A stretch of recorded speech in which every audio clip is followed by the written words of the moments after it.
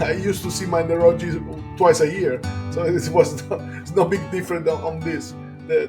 What it was really a little bit more odds was to having a contact with your physician, with your family doctor, because all these services that were collapsed by COVID calls. So it was like almost impossible to get a, a date to have schedule a visit.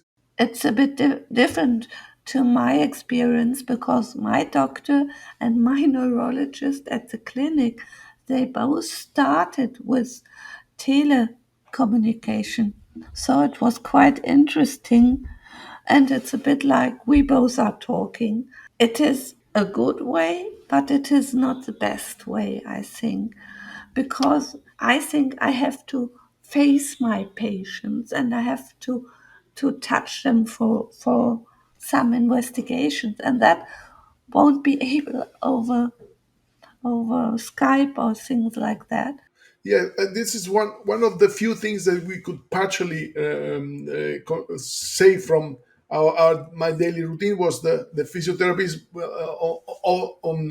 online. Of course, not not the massage, not the manipulation, because you don't have contact, but it was useful because it gave me a motivation to be online at that time, to follow the lead of the physiotherapist to do my exercises. I think it was this little spark that sometimes we need to start our engine. Also, the speech therapies, we could do something online as well. Because actually, I do it still do it once a week. Speech therapy with a small group of people, which it's something that we still save from the activities we used to do before pandemic. Actually, I'm a patient who is quite independent.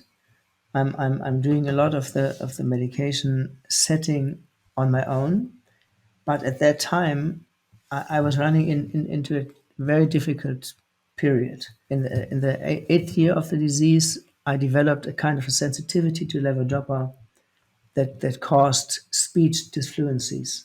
As a father of four and actively communicating and someone who always likes to talk and discuss things, this was the worst thing that could happen to me, that my language was dying. And I went into a hospital where they brought me completely down to zero.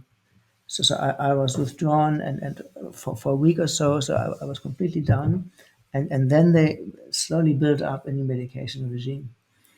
And at that time, we were still allowed to visit the hospital and to leave the hospital. That very day, the rules in Berlin changed to that you were not allowed to visit the hospital anymore, and you were not allowed to leave it. So if I would have been there 2 weeks later, it would have been quite a different experience. So for me, my kind of connection with my or contact with my healthcare team has fortunately just needed to be its routine appointments. So those have become online or by telephone. And whilst there's always tremendous benefit in seeing somebody face to face, you can certainly cover some ground online or using the video conferencing or the telephone. But I've not found those appointments as rewarding, is probably the wrong word, as beneficial to me as possible. I've not felt that I've been able to always articulate exactly how I'm feeling in the way that I would have done if people were able to see me as well. But it doesn't completely replace and shouldn't completely replace the face-to-face contact. So I think there's a lesson there for healthcare professionals, really, that if we're going to use that mechanism of conducting appointments, because there are certain ways to conduct those appointments to get the best out of individuals, and we really need our healthcare professionals to understand how to conduct those interviews, the right way of asking questions in order to tease out that relevant information. And I think as healthcare professionals, we've got a lot more to do about getting better at that.